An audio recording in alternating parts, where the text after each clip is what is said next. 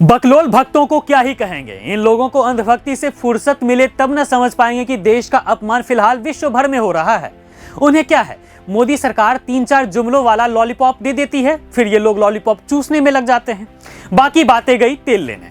जी हाँ, कुछ ऐसी ही स्थिति है मोदी सरकार के भक्तों की। याद होगा आपको कि ये मोदी भक्त कहते फिरते थे कि मोदी भाई साहब ने तो रूस और यूक्रेन के बीच हो रहे युद्ध को ही रुकवा दिया, लेकिन ये भाई साहब देश के अपमान को रुकवा नहीं पा रहे हैं।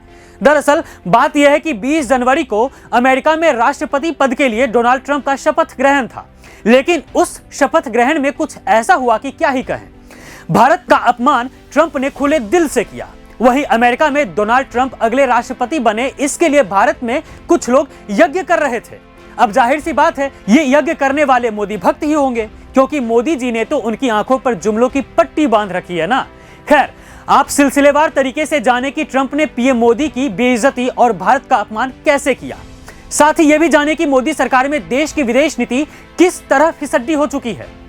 पहले तो ट्रंप ने मोदी को अपने शपथ कार्यक्रम में शामिल होने का न्योता नहीं भेजा। हाँ, उनकी जगह पर चीन के राष्ट्रपति शी जिनपिंग को जरूर न्योता भेजा। साथ में खालिस्तानी आतंकी पन्नू भी ट्रंप के शपथ ग्रहण में दिखे थे। यहां आप ये जानिए कि उस खालिस्तानी आतंकी ने ट्रंप के सामने भारत का कितना बड़ा अपमान किया। पन्नू ने सबके सामने खालिस्तान जिंदाबाद के नारे लगाए। खालिस्तान जिंदाबाद, खालिस्तान जिंदाबाद। ट्रंप तो थे ही मौजूद, भारत के विदेश मंत्री एस जयशंकर भी वहीं थे। वाह रे मोदी सरकार, दिख गई आपकी विदेश नीति। अब सुनिए, और पन्नू के बयान के खिलाफ अभी तक भारत सरकार ने कोई भी आपत्ति दर्ज नहीं कराई है। लगता है ट्रंप के my dear friend Narendra Modi कुछ ज्यादा ही सैड हैं, क्योंकि इतने देर में तो वे परमाणु हमला करा देते अमेरिका पर। अब रूस और यूक्रेन का युद्ध महाशय रुकवा सकते हैं तो ये भी कर ही सकते हैं। खैर, जोक सपाट। अब जानिए कि ट्रंप 7 लाख भारतीय के साथ क्या करने वाले हैं। दरअसल शपथ लेने के बाद ट्रंप ने इमिग्रेंट्स को लेकर एक ऐसी घोषणा कर दी कि भारत के 7 लाख लोग इस घोषणा से डर गए। दरअसल ट्रंप उन भारतीयों को बाहर निकालने की तैयारी में है। अब आप समझिए कि अगर ये 7 लाख भारतीय जो किसी भी तरह से अमेरिका में रह रहे हो, भारत पर इससे क्या असर पड़ेगा अगर उन्हें निकाला जाए तो। भारत भेजे जाने वाले रेमिटेंस पर इसका सबसे ज्यादा असर पड़ेगा। अब क्या करिएगा। मोदी के ट्रंप माय डियर दोस्त है ना, उन्होंने सत्ता संभालते ही भारत पर 100% टैरिफ लगाने की भी धमकी दे डाली।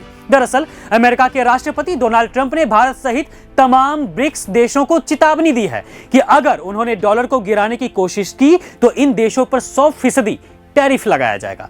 अब ब्रिक्स में तो भारत भी शामिल है, तो कह सकते हैं कि अगर टैरिफ लगा देते हैं ट्रंप तो सबसे ज्यादा बुरा असर किसी पर पड़ेगा तो वो भारत ही होगा। ट्रंप ने इस मामले पर कहा था कि अगर ब्रिक्स देश डॉलर में व्यापार नहीं करेंगे तो उन पर 100% टैरिफ लगेगा, लिहाजा वे तुरंत इस बात को छोड़ दें जो वैश्विक व्यापार में डॉलर के उपयोग को कम करने के प्रयास का जिक्र कर रहे थे। मतलब भाई साहब ने खुलेआम धमकी दे दी और भारत की तरफ से एक प्रतिक्रिया तक नहीं आई। मोदी जी, आपका 56 इंच का सीना कहां गया? लगता है 26 इंच का हो गया है। खैर, ट्रंप तो ठहरे आपके माय डियर, लेकिन आपको तो शपथ ग्रहण में भी नहीं बुलाते हैं वो। बताइए, कोई दोस्त ऐसा भी करता है क्या? खैर, आपके दोस्त का तो पता नहीं, लेकिन आपके भक्त कमाल के हैं। यज्ञ वगैरह कर रहे थे कि ट्रंप चीचा जीत जाएं तो भारत का उद्धार हो जाएगा। लो भाई, उद्धार तो नहीं हुआ, लेकिन इन भक्तों के चलते और मोदी सरकार के चलते भारत का अपमान जरूर हो गया है। साथ ही मोदी सरकार की विदेश नीति भी सामने आ गई है, जो तथ्यहीन, भ्रामक और आधारहीन है। साथ ही दूरदर्शिता की तो भारी कमी है मोदी सरकार में। ओवरऑल देखा जाए तो मोदी सरकार ने भारत का कूड़ा कर दिया है दुनिया भर की नजरों में।